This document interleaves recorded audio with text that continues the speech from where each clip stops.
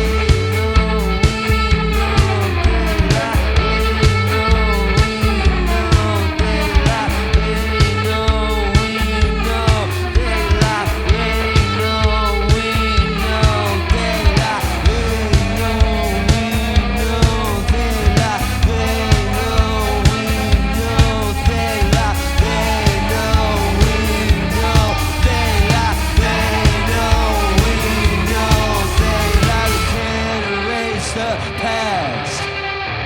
We can't erase the past.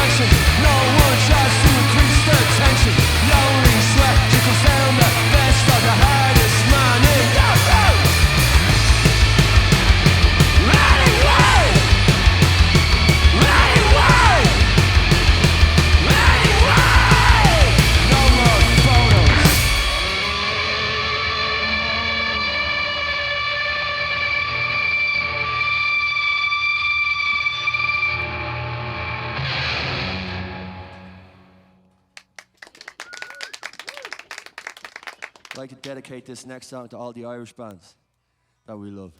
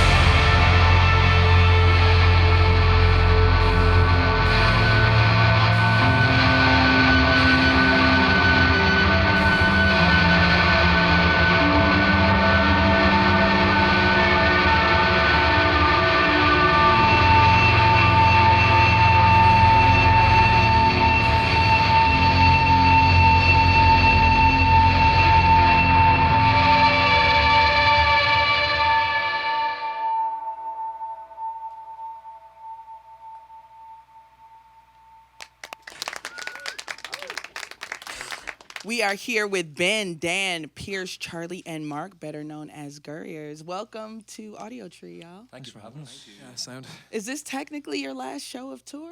Yeah, Yes. pretty Yep. much, yeah. What a way to end tour, you know? That's not bad. Absolutely. Y'all are known for having some rowdy crowds. But what about over here in the U.S.? Like, what's the rowdiest crowd of your last tour? Wow. Every crowd was pretty rowdy, to be honest. Chicago was pretty wild. Chicago was crazy. You're not My just auntie buttering me up? almost- No, not at all. Seriously. Someone like stage dive and did a front flip and nearly took out Charlie's aunt. Like, It was almost the end of my auntie. I'm glad. Yeah, she must have done that like 3 or 4 times. Yeah. Fair play. R.I.P. Granny, hit with a bazooka. So Chicago is a world-class city of food, music, culture, sports, etc. I see you with the Bears jersey on. We also have a vibrant Irish community here. How was the show at Cobra Lounge? And did they show up? Did the Irish community show up for y'all? Yeah, Yeah? I think so. A lot of people are saying that they love the Irish. Yeah. It's funny. I feel as if there's not as many young Irish people here as there has been, in the past. And then I met a guy from Dublin who, like, we had a load of mutual friends, and I was kind of like, "What are you doing here?" Anyone we know at home that's emigrated has gone to like London or Australia, or like there's a lot of Irish people in Toronto as well. Yeah. But it was kind of cool to see someone, young and Irish out here. Yeah. 'Cause, like, there's such a huge, Irish diaspora out here. Yeah, But to see small young world. people still want to come here, it's pretty cool. Yeah. Yeah, and you said you were born here? Yeah, I was born here. Yeah. All my family's from here. Yeah. Okay. Yeah.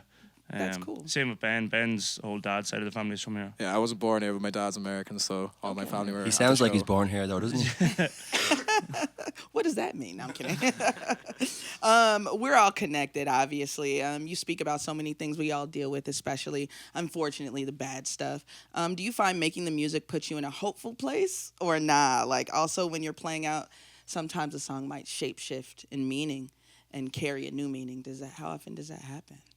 Yeah, I think, obviously the world is, as we say, fucked. But, like, I guess it is a hopeful thing because we're kind of creating what we think is hopelessness into something that's art, and hopefully it's something that the age-old word, like catharsis, you get from it, and really feel that kind of anger in the crowds as well, and people get to kind of let loose for an hour and just forget about everything, especially with what's going on at the moment. It's just every single time you look at your phone, it's quite depressing. So Yeah. maybe just an hour of being a silly person on stage is nice with your friends, Yeah, absolutely. Let's play a game real quick. In a lot of music genres and regions, you can't say you're a lover or an enthusiast if you don't know certain bands. Like, if you love R&B, you can't not know Maxwell.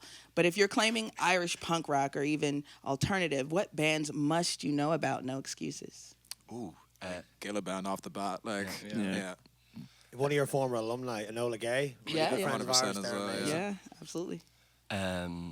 I have so many. The Blades are a not well What known a shout. Dublin What a band. shout. They played a lot. They've been playing again a couple of gigs. I'm trying to think of other ones Whipping now. Boy. Yeah. The A House are another one. Okay. Republic Loose. Not all punk bands, but all really important bands. Especially Yeah. Republic Loose, I think they're really important. Just Mustard, up Dundalk. Yeah, Just Mustard. yeah. are Shout out the amazing. 042. Theatre. These are a great band. Okay, They cool. have no music out yet, but they're still amazing. That's okay. Yeah. You know? So what's your favorite lyric and what is your favorite moment on the album? On the album. Yeah. Oh. So I'll give you a couple of my favorites. Okay. I want to marry Kate and not Ashley. Yeah, that's a weird one because it's like the Irish people for me. It's like we'd be complaining about the rain and we want the sun, and when the sun comes, it's sunny, and then we're complaining about the sun. So I thought if there's two people who are completely twins, Right. and you're complaining about having you watch one of them on the television, but the other one isn't there, but they're the exact same looking person. It's a weird thing to write about. I know. No, but I loved it made it. sense in my head. When I heard it, I was like, I'm gonna write that down and ask him about that. You're the first person who's actually ever said that. I've been dreading that day to explain this. I get it though. I get it. Yeah. And then in dipping out, one of my jams too, you say, "Live in debt and die in freedom," and that is just so poignant. It's actually, my favourite lyric of the album. And it's from my partner, Tori's father, who said it to me. He said it to me before we even wrote the song. He just, I just left a job. I was kind of upset because I quit and I didn't know what I was doing. Sure. And he just turned around and said, look, this is, you know, this is a learning curve. Like, live in death, die in freedom. And I was like, okay, cool. I'm going to put that down in my notes. Write that And down. I was very happy to put it in the album. Absolutely. Any other answers about like favorite moments on the album, favorite moments to play out? You mean in terms of lyrics or the music? The music, even just moments in the album that you're just like, That like yes. Des Goblin chorus riff is always really Yeah. fun. Oh yeah. I remember like wow. Sorry. when I was learning the set before I joined the band, I was like listening to that and being like, how are they like? What's going on here? I was Yeah. like, this is so like I've never heard a riff played like this, and I was like, I could not figure out how it was actually done. And then like first rehearsal, he just turned to me and was like, oh yeah, you're just going D to D. Yeah. It's so stupid and so simple, but like it sounds really cool. Yeah, sometimes the simplest stuff makes sure. the biggest impact, you know? So who or what inspired a song like No More Photos? That song is so cinematic. I gotta know. Funnily enough, I actually was in Berlin years ago before the band started, and I saw an art exhibition, a photo exhibition called No More Photos on the Dance Floor, Please. And I just wrote it down in my notes, and I thought it should be a really cool idea for a poem or a song or whatever. But then me and Mark, when we first started the band, we wanted to have a song that sounded like a nightclub at the end of the world. And that was kind of the idea of what the song should be. But then the lyrics just became my distaste for nightclubs. Sure. And me and Ben kind of wrote that because we both have a bit of distaste, I assume. You're Maybe. not feeling the clubs. I used to be there a good bit. Yeah, Not so we much used to be. anymore. Yeah, like, sure, of I'm old now. Yeah, no, That's I hear why you. the distaste is because we're old. Not because of the clubs. Like we got to get up early, you know what I mean? So you dropped a single and a stellar debut last year. What kind of new stuff have you all been compiling? Can you talk a little about what maybe on the musical horizon? We've been playing a couple of new songs Yeah. on the live run, especially in the American tour now recently. But yeah, we're just still chipping away, Yeah. trying to make it happen. You don't feel pressure to like do better than the last. Oh yeah, you have to. If you're a band, you have to make a second album, have to make a third album. It's part and parcel of what we do. Sure. If we weren't making the second album, we wouldn't be here, kind of thing. So. Yeah, that makes sense. So when you all get into the studio, how do the songs like usually manifest? I know you're talking about writing notes. A lot of lyricists do that. But are you bringing separate ideas to the table, or are you kind of digging in together all at one time? Do you want to answer that one, Dave? Sure. I don't know, like, sometimes one of us will come in with a riff or whatever and stuff, and we'll just mess around with it. Other times we're just kind of in the room doing our thing. Someone plays something that sounds really cool, and we're like, oh, what's that? That's the song or whatever and stuff as well. But, like, it's usually just kind of, I don't know, it's kind of hard to describe the process and stuff. We usually just come into the room, someone's got an idea or whatever and stuff, and then try to turn it from, like, a small idea into a big idea, pretty much. I think as well, like sometimes the ideas are more fleshed out. Sometimes it's literally just like a riff, or like this could be something, like somebody can present something that doesn't necessarily have to be the basis of what the song, Sure. comes out of or whatever. It can just be like a part or whatever. But then other times, someone will come in with a more concrete, here's a structure, here's where I think it can go, here's how I see it playing out. And you start to poke holes at it a little bit and try and deconstruct it and see where you can take it and try and everyone get their input on it. And then Dan will say this himself, like he's very melody first with all of his, contributions to the songs, and then kind of backwards fits the lyrics in after. So it's definitely like a combined effort across the board, and you have to be willing to, somebody say, I think you should change what you're doing there, and you also have to be willing to be honest with other people about what they're doing as well. Sure. Yeah, it's a very honest approach across the board. Yeah. We're pretty good at telling each other if it's shit or it's not. Yeah, I was gonna Yeah. say you got a lot of no people. Like Yeah. that's a good thing to have, As far as genre, your band can fluctuate, and I believe that's a superpower. Your ethos is punk, but you can go straight to pop and noise rock, all kinds of good stuff. So, but after this run and after this session, what's your band's superpower? What do you think? How many cigarettes we can smoke in a day? Pretty much, yeah. You have no idea the power we have. Yeah, that's just those three, by the way. Is it like less of a power though? Like the lung power is definitely disintegrated. At this Imagine a stage, lung like. power when we stop, though. I know, yeah. I'll be screaming for That's hours. the superpower. There you go. Nah, I don't believe that. It's a good answer, yeah. No, I'm quitting when I go home anyway. Three so that's the superheroes end and of then it. me and That's the Pierce. end of the The, superpower. the I'm amount hanging of the cake. times I've heard like the last 8 tours again, I'm quitting when I get home. Oh yeah. Yeah. Oh no, I'm serious though.